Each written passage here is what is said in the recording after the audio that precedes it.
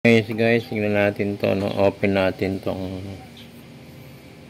cartridge ng 53A. Actually, ano to, bago pa to, no? Kaya lang hindi na nagamit, expired na, tsaka wala nang unit na ito.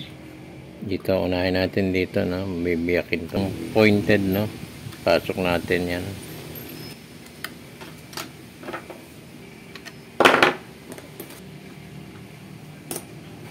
Then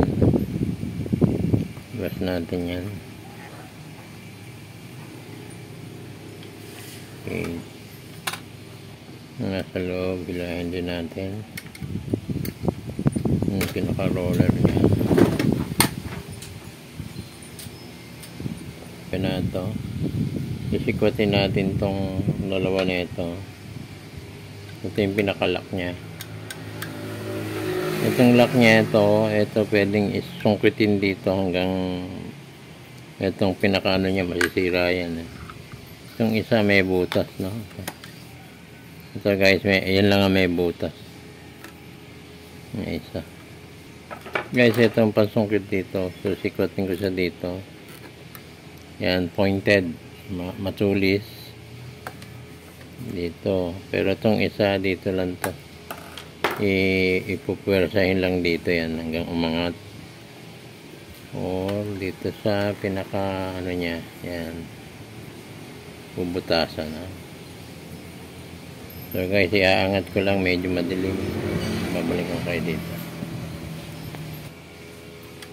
Guys, ayan, naangat ko na, no.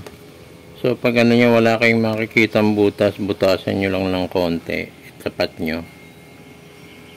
So guys, hindi ko makakuha dito, na tinusukan ko na lang dito, ayan, sa bandang area nito. Tinutukan ko siya dito. Wala kasing butas dito, eh. Ayan, umangat na siya, ayan. Ito, ayan, tingnan mo. Ayan.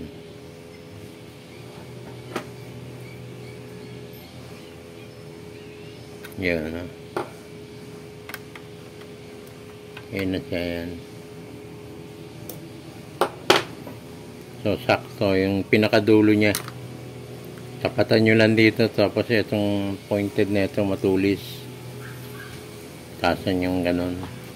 Kasi wala akong makakita dito sa loob, eh. Ito naitulak ko na nito. Ano lang yan.